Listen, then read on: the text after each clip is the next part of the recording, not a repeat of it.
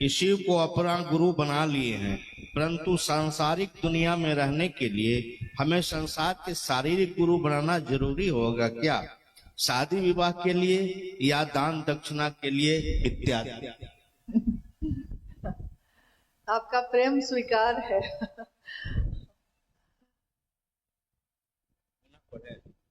फिर से वो बीच में संगीता गुरु बहन, ये हम सुन लिए कि हाँ, अगर महादेव को गुरु बना लिया है तो क्या शरीरधारी गुरु बनाना चाहिए, यही ना?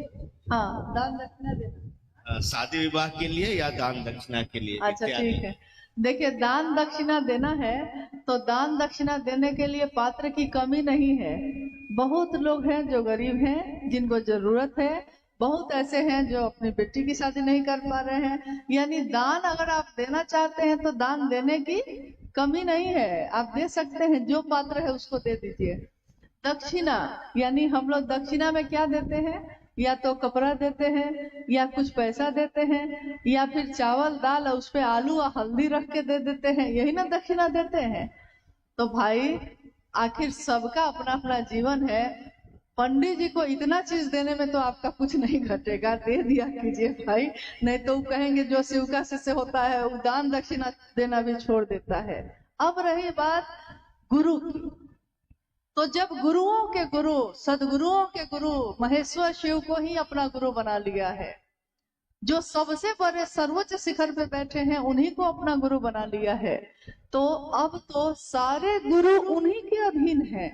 तो अलग से कोई गुरु बनाने की जरूरत आपको नहीं है। लेकिन सम्मान तो सबका करिएगा ना, परवाह तो सबकी करिएगा, किसी का अपमान तो नहीं करिएगा। शिव का शिष्य किसी का अपमान नहीं करता, सबका सम्मान करता है। और दान दक्षिणा तो हमारे घर की परंपरा है, दे दीजिए, क्या घटेगा भाई, उनका भी जीवन चलेगा। अगर है तो, नहीं है तो मत दीजिए। अगली जिज्ञासा है, शिव की चर्चा और यज्ञ में होने वाला प्रवचन में क्या अंतर है? शिव की चर्चा और यज्ञ या हवन जो होता है उसमें क्या अंतर है?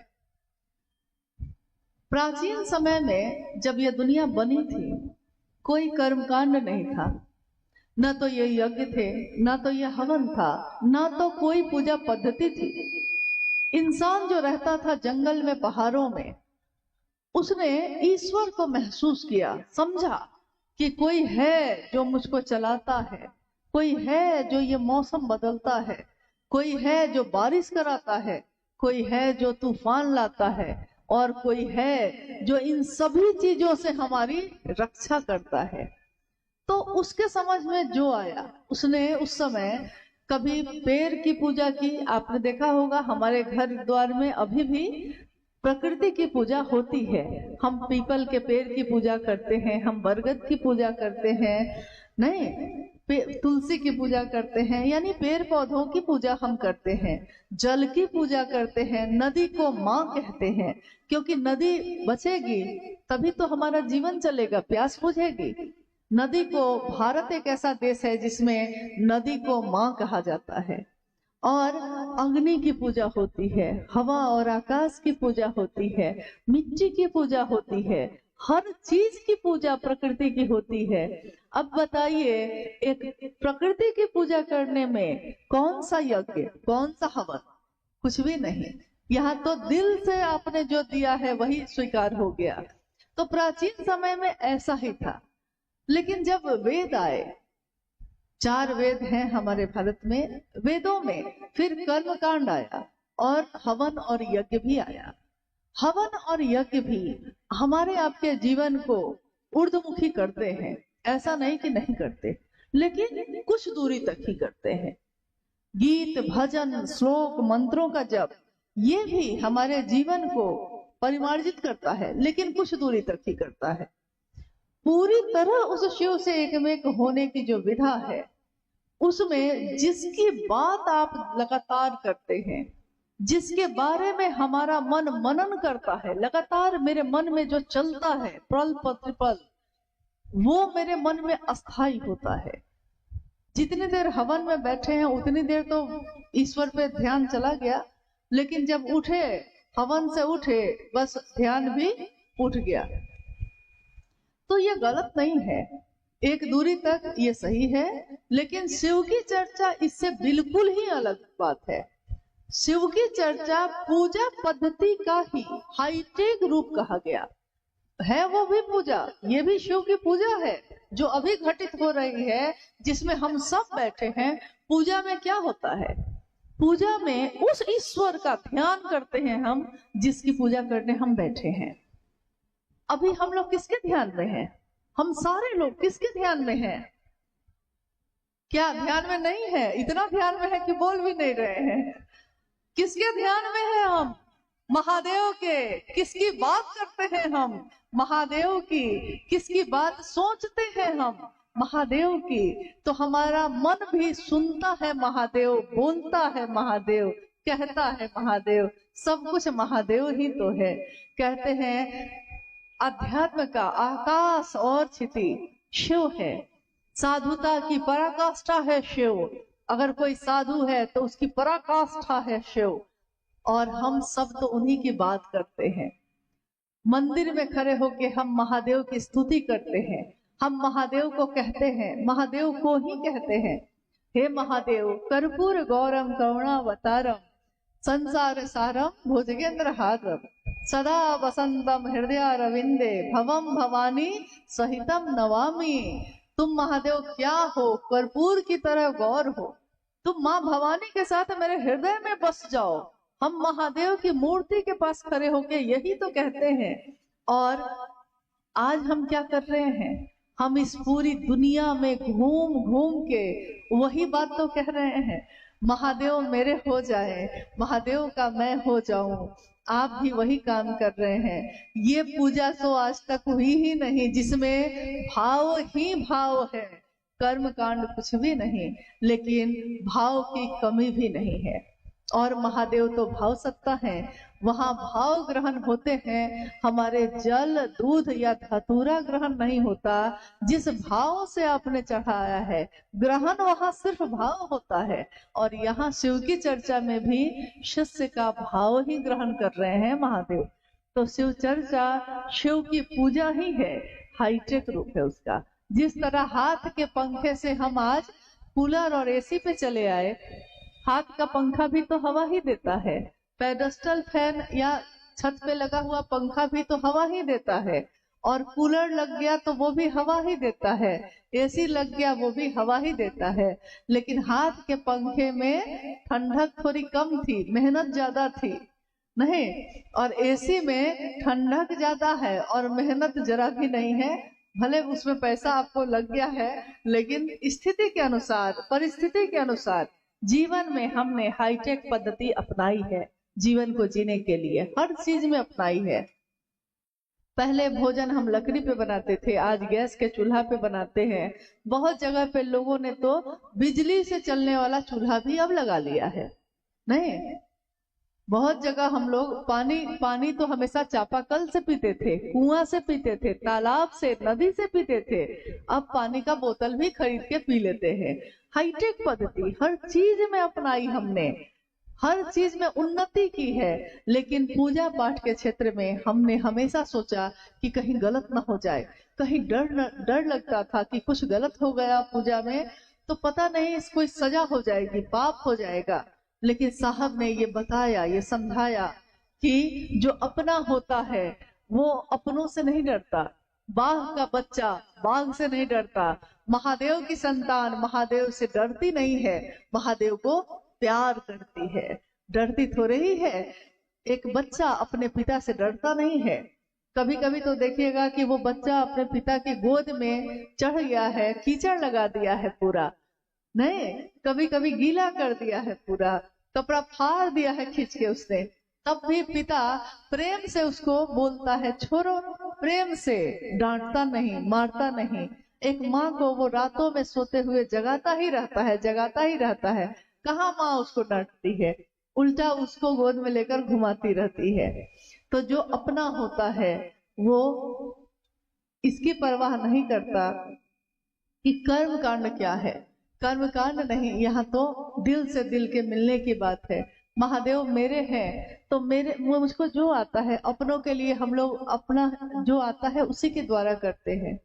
जैसे आपने देखा होगा कि आपके हमारे घर में भोजन बनता है, जैसा भोजन आपको आता है बनाने आप अपने परिवार के लिए वैसा ही तो बनाती हैं। हर आदमी को सुंदर भोजन बनाने नहीं आता, बहुत लोगों को आता है, बहुत लोगों को नहीं आता है। जैसे हमको भी बहुत अच्छा खाना बनाने नहीं आता, कोई आदमी सर्वगुण संपन्न नहीं होता, लेकिन जो सुंदर खाना बनाती हैं हम उन लोगों का बहुत सम्मान करते हैं। हम बोलते हैं कि ये सबसे भारी काम है जो आप करते हैं, क्योंकि सुबह से रात तक आपको सोचना पड़ता है, यही सोचते रहते हैं आप क्या बनाएं क्या खिलाएं। बहुत भारी काम है, ये मामूली काम नहीं है। जो काम प्रतिदिन होता है वो मामूली काम नहीं होता है। लेकिन जैसा आपको आता है अपनों के लिए आप वैसा ही बनाते हैं। जैसा आपको आता है अपने बच्चे को बैठाते हैं पढ़ाने, वैसा ही पढ़ाते हैं।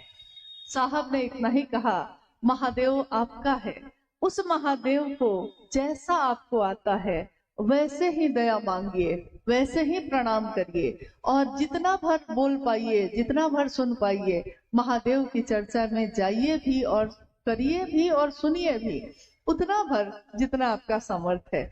यही आपकी अपनी निधि है। अपनों के लिए जो आपको जैसा आता है आप वैसा ही करते हैं। महादेव से डरने की जरूरत नहीं, वो तो भोला भी है और एकमात्र एक ऐसी सत्ता है जिसको पूरी दुनिया ने बाबा कह के पुकारा है। बाबा से अपना कौन होता है, वही बाबा गुरु भी है। तो उनको जैसा आपको आता है वैसा ही भाव अर्पित करने की कोशिश करिए, वैसे ही काम करने की कोशिश करिए। रविंदर भाई मोहली से जानना चाहते हैं कि अपने गुरु के प्रति कृतज्ञता व्यक्त करने के लिए क्या तीनों सूत्र सहायक हैं? अपने गुरु के प्रति कृतज्ञता व्यक्त करने के लिए क्या तीनों सूत्र सहायक हैं? कृतज्ञता मतलब एहसान मानना। एहसान, कोई हम पे एहसान कर दिया तो हम उसके प्रति कृतज्ञ हो जाते हैं, मन झुक जाता है। हम कहते हैं कि अरे जब कोई साथ नहीं दिया तो आप मेरा साथ दिए, जब कोई मदद नहीं किया भैया आप ही मेरी मदद किए। कहते हैं ना हम लोग कभी कभी, कोई दुख हो गया, कोई पीड़ा हो गई, कोई बीमार हो गया, बहुत लोग फोन उठाना बंद कर दिए, कोई मेरा फोन नहीं उठा रहा है कि कहीं हमसे मांग न ले कुछ, और उस समय कोई ऐसा व्यक्ति आके आपकी मदद कर देता है जिससे आपको उम्मीद भी नहीं थी, तो जीवन भर आप उसके उस एहसान को जो एक दिन उसने किया है आप पे, जीवन भर उसके बारे में आप इसी तरह बात करते हैं। फिर हो सकता है वो आदमी नहीं मिला हो आपको, लेकिन जीवन में कहीं भी कहीं इसी से बात होगी तो आप कहिएगा नहीं नहीं, साधु से दुनिया खाली नहीं है। देखिए ना, जब कोई अपना परिवार मेरा साथ नहीं दिया, कोई साथ नहीं दिया, कोई मदद नहीं किया, तो अमुक आदमी मेरी मदद किए, हम हमेशा उनके एहसान के तले रहेंगे। देखिए, एक दिन किसी ने एहसान किया तो जीवन भर ढोते हैं हम, जीवन भर। और महादेव ने तो दया ही दया की है। महादेव की दया से ये दुनिया मिली, ये आंखें हैं जो देखती हैं, ये कान है जो सुनते हैं। महादेव की बात हमको करने का सौभाग्य मिला, अच्छे अच्छों को नहीं मिला, हम सबको मिला है। ये तो महादेव की असीम दया का परिणाम है। तो ये तीनों सूत्र सहायक हैं। जब हम तीनों सूत्र करते हैं निस्वार्थ भाव से, तो ये कृतज्ञता उतारने की विधि है। यानी उस महादेव ने दया की, हमारा मन कृतज्ञ है, झुका हुआ है, लेकिन हम उस महादेव को क्या दे सकते हैं? कुछ भी नहीं है मेरे पास। हम कुछ भी देंगे, चांद को दिया दिखाते हैं, सूरज को रोशनी दिखाते हैं, उस महादेव को हम क्या दे सकेंगे? मेरे पास क्या है, आपके पास क्या है? लेकिन उस महादेव को कुछ भी न दे सके, भाव तो दे सकते हैं, उनसे दया तो मांग सकते हैं, उनकी बात तो दुनिया में घूम घूम के कर सकते हैं। कहते हैं साहब कि इतना महादेव महादेव करो कि एक दिन महादेव ही ढूंढे कि कौन मेरा ऐसा दीवाना है जो इतना महादेव महादेव करता है। तुम महादेव को जानते हो ये कोई बड़ी बात नहीं, दुनिया महादेव को जानती है, इसमें क्या विशेष बात है। वो महादेव तुमको जान ले, इतना महादेव का काम करो, इतना महादेव की बात, लोगों को 2 कदम चलाओ उधर। हमारे झुकने से अगर कोई चल सकता है महादेव के तरफ तो झुकिए। ये आपने महादेव के लिए किया है। और तीनों सूत्रों का निर्वहन निस्वार्थ भाव से करना शिव के को दक्षिणा देने के बराबर है। ये कृतज्ञता दक्षिणा ही है, गुरु दक्षिणा ही है जो हम शिव को दे सकते हैं। ये दिखाई नहीं देता, शिव भी तो दिखाई नहीं देता। जब भी सूक्ष्म चीज होती है, मन की चीज होती है, वो कहाँ दिखाई देती है।